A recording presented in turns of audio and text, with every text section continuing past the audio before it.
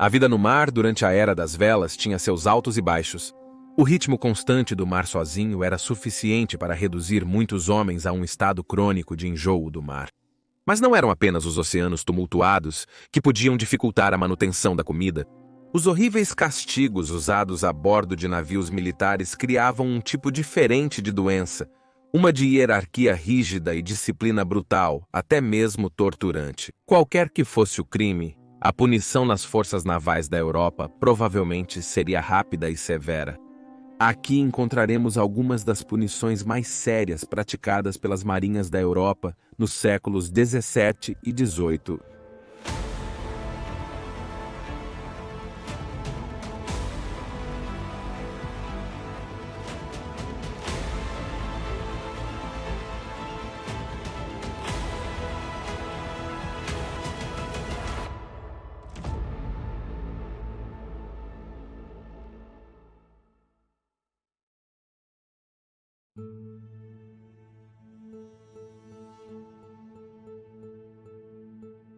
De muitas maneiras, o açoitamento permanece como o símbolo icônico da crueldade da vida no mar durante a Era das Velas. Certamente, o açoitamento permaneceu como a punição mais comum de todas usadas para manter a disciplina no navio. Também conhecido como chicoteamento ou canim, o açoitamento envolvia a administração de golpes nas costas de uma pessoa com um chicote ou uma vara. Isso pode ser uma definição de livro didático, mas falha em capturar o quão terrível essa forma de punição realmente era. O instrumento usado para a punição, por exemplo, variava enormemente. Às vezes, a arma escolhida seria uma vara de madeira ou um cinto de couro, um instrumento capaz de infligir dor séria e até mesmo cortes que ferem. Brutal, mas não muito diferente dos tipos de castigo corporal encontrados nas escolas naquela época. O dano causado por tais instrumentos era tanto pela humilhação pública quanto pelo desconforto físico. Um traseiro vermelho não ajudava na reputação de um marinheiro perante a tripulação. No entanto, foram usadas ferramentas muito mais sérias. O gato de 9 caudas, um tipo de chicote usado pela Marinha Real, era uma dessas armas capazes de causar danos corporais reais. A aparência desta ferramenta é um tanto inofensiva, um cabo conectado a algumas cordas flácidas, mas as aparências podem ser enganosas. Com 9 cordas de algodão conhecidas como caudas, o gato de 9 caudas era cravejado com até 3 nós em cada comprimento de corda. Estes eram responsáveis por suas terríveis feridas de impacto, criando numerosos cortes ao atingir a carne. Essas lacerações se assemelhavam àquelas criadas por garras de gato, daí o nome. Pesando 370 gramas e composto por fios de algodão entrelaçados, desfiados e tecidos em uma malha apertada, o chicote era flexível, permitindo a aplicação de força por trás dele. Concentradas nos nós e nas pontas, as cortes profundos causados pelo chicote de 9 rabos resultavam em uma dor excruciante para a vítima. Às vezes, farpas de metal e outros dispositivos cruéis seriam costurados nas caudas para maximizar a crueldade deste instrumento de açoite. Poucos golpes bastavam para transformar as costas de um homem em uma teia de cicatrizes nodosas entrecruzadas. Com a camisa tirada e os pulsos amarrados a uma grade ou poste, o açoitamento de um homem sempre acontecia diante da tripulação reunida. Com grande alarde, uma sentença seria lida e o homem seria autorizado a admitir seus crimes e se desculpar. Se ele fosse especialmente corajoso, teimoso ou tolo, poderia protestar sua inocência e lamentar a injustiça da punição. O homem que fazia o açoitamento raramente tinha um ouvido simpático para esse tipo de coisa. Depois vinham os cortes ou chicotadas administrados pelo contramestre, o temido chefe de disciplina a bordo. Estes viriam com tanta força que um observador de um açoitamento afirmou: o som dos golpes nas costas nuas do sofredor pode ser ouvido a uma distância de 100 varas, que é cerca de 500 metros de distância. O homem gritando sofrendo sob esses golpes era pelo menos tão audível. Após um número significativo de chicotadas com tal chicote, os cortes cairiam sobre cortes, e as costas de uma vítima se tornariam uma dolorosa bagunça, aberta para infecção. Na verdade, a frase para esfregar sal na ferida origina-se no uso do gato de 9 caudas. Em uma tentativa desesperada de prevenir infecções, os marinheiros jogavam sal em suas costas, mastigadas em fitas pelo açoite. Isso, como a frase sugere, era um processo incrivelmente doloroso. Também era, como alguns cirurgiões de navio devem ter sabido, completamente inútil. O mar é repleto de bactérias. Tudo o que esse processo teria feito é machucar. Uma dúzia de chicotadas era o número mais comum a receber, e uma sentença comum também era.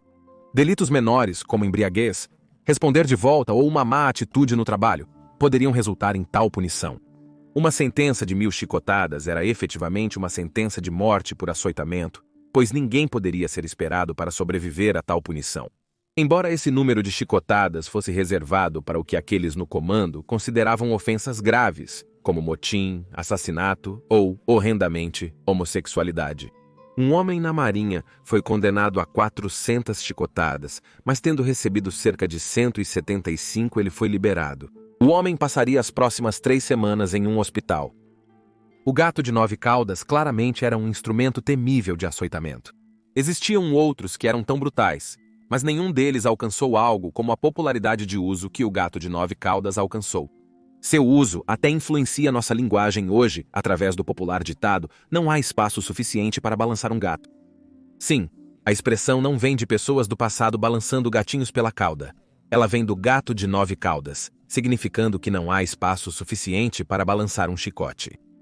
Distribuído globalmente nas embarcações britânicas, o gato de 9 caudas influenciou a disciplina de marinheiros, soldados, escravos e criminosos. Infelizmente, essa parte da herança naval ainda não foi totalmente confinada a iOS livros de história. Embora não seja praticado no Reino Unido desde 1948, o castigo físico ainda persiste em muitas antigas partes do Império Britânico, especialmente nas antigas possessões coloniais do Caribe.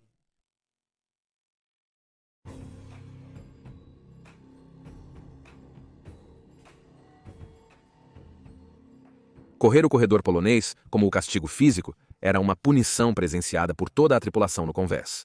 Este é um tema comum dessas punições, pois seu propósito era sempre tanto punir a vítima quanto assustar o restante da tripulação. Com salário e rações limitados, as punições eram cruciais para desestimular o mau comportamento. Correr o corredor polonês eleva o envolvimento do grupo para outro nível. Ao invés da punição comum, a tripulação se envolveu ativamente na execução da mesma. Praticado desde a antiguidade nos exércitos grego e romano e em outros exércitos posteriores, o corredor polonês envolvia um condenado circulando um navio enquanto era atacado pela tripulação. Formando linhas paralelas para o marinheiro passar, os membros da tripulação atacariam com suas pernas, punhos e armas, golpeando a pessoa enquanto ela passava pelas fileiras. Existiam várias regras, embora diferissem de navio para navio. Armas de lâmina eram normalmente vetadas, e o corredor frequentemente podia proteger o rosto com os braços. Correr era permitido, mas visto como altamente desonroso, e poderia provocar maior agressão dos membros da tripulação ao redor. Aqui a tripulação podia não só julgar colegas que violavam as regras, mas também agir por si mesmos. Essa separação mental de um membro da tripulação e o papel cúmplice em seu castigo era uma maneira altamente eficaz de separar mentalmente os dois, ajudando a criar um senso acentuado de nós e eles, obedientes e desobedientes. Contudo, correr o gauntlet poderia ameaçar a autoridade do capitão. Era uma má escolha confiar na tripulação para punir um membro, se a punição fosse considerada injusta ou se o condenado fosse muito querido. Ocorreu em 1760. Francisco Lanyon, um marinheiro a bordo do HMS Royal George, foi condenado a passar pelo corredor polonês 3 vezes.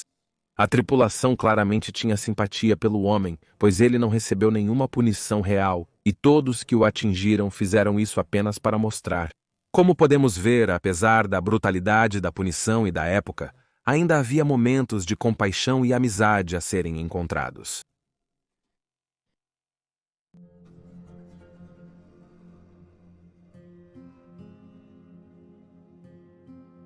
Keel hauling. Keel hauling era uma forma particularmente horrível de punição e possível execução usada em marinheiros, especialmente na Marinha Holandesa e na Marinha Real Britânica.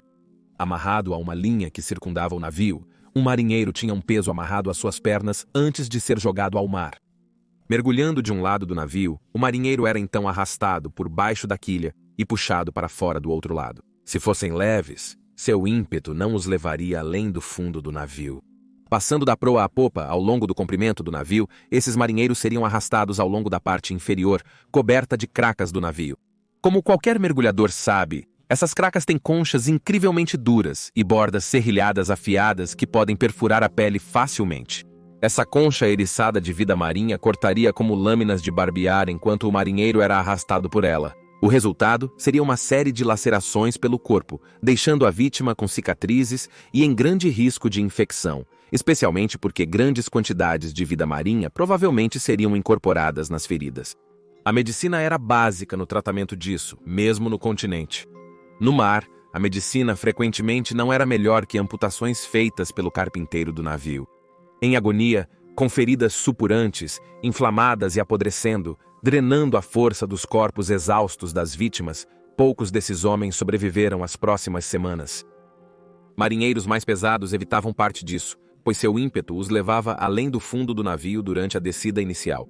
Ao emergirem, no entanto, eles subiriam direto para o fundo do navio, colidindo com o casco ou quilha.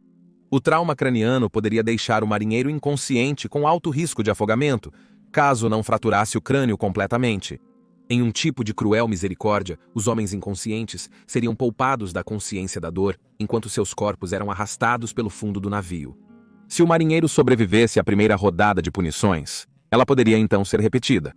Nesses casos, o homem ferido e sangrando seria dado tempo para descansar. Isso não era para permitir que eles se recuperassem, mas sim para garantir que sentissem a dor de cada descida ao redor do navio ao máximo possível. O arrasto do casco era duro, mas tinha um propósito muito específico para os comandantes navais. Como o açoitamento, onde os homens eram amarrados a um poste e açoitados, o arrasto do casco era uma punição de exibição. Este é um tipo de disciplina focada no choque. Punições de exibição, focada em criar uma imagem tão horrível na mente de todos que assistem, para que outros potenciais infratores sejam assustados à obediência.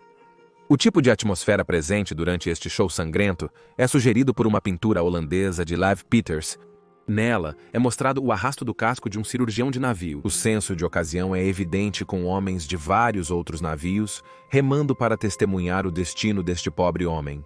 Assim, o arrasto do casco representa um tipo de controle psicológico com a incrível dor de um membro testemunhada e sentida por todos, servindo para alertar os espectadores.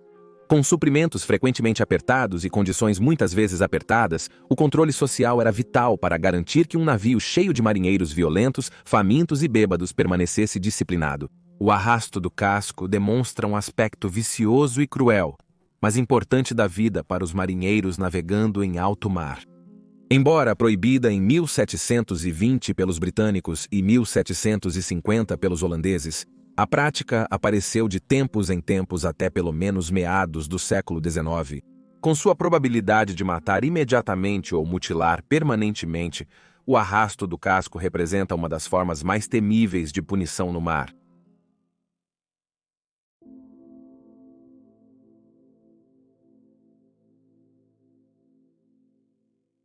Exibições drásticas de violência e crueldade, como açoitamentos longos ou arrasto do casco, mantinham a tripulação submissa.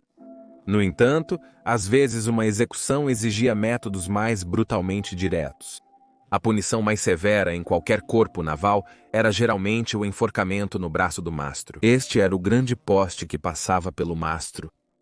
Com as mãos e os pés amarrados, aqueles que seriam enforcados no braço do mastro seriam lentamente puxados para cima por uma das muitas cordas grossas do cordame do navio, presas a uma corda enrolada em volta de seus pescoços. Em silêncio solene, toda a tripulação assistiria enquanto esses homens morriam lentamente por estrangulamento. Com muitos espectadores tendo compartilhado o espaço de vida com aquele homem, muitas vezes viajando juntos por meses, compartilhando tudo, desde comida até histórias de vida, esse sombrio evento silencioso deve ter sido particularmente terrível. Visto como o castigo final para crimes graves como deserção ou motim, o enforcamento no braço do mastro atuava como um poderoso dissuasor para qualquer um que pensasse em rebelião, pendurando as vítimas proeminentemente no navio por dias ou até semanas antes de serem cortadas. Esta lista de cruéis punições usadas na Era da Vela está longe de ser completa. Adicionados a este repertório estão outros métodos de controle social, como espancamentos sumários, isolamento solitário e fome parcial. No entanto, Tais métodos permanecem muito comuns nas forças armadas e áreas de conflito até hoje. Os métodos de punição listados aqui nos chocam com sua crueldade e com razão. Presenciar qualquer um desses deve ter sido traumático até mesmo para os homens aparentemente insensíveis do passado. Mas o que torna essas punições verdadeiramente interessantes é que elas falam de outra realidade social. Uma tão cruel quanto, mas mais difícil de descrever. A vida a bordo de um navio durante a Era das Velas era uma realidade de trabalho árduo e dificuldades diárias. Uma de desejos frustrados e dor não expressa. Os homens nessas marinhas não tinham amor pelo que faziam. A vida naval exigia alta disciplina e trabalho duro, e a remuneração que as tripulações recebiam por esse esforço não era grande. Poucos se sentiam atraídos por essa vida, frequentemente vendo os navios como meras prisões flutuantes. O número de mortes a bordo era significativo.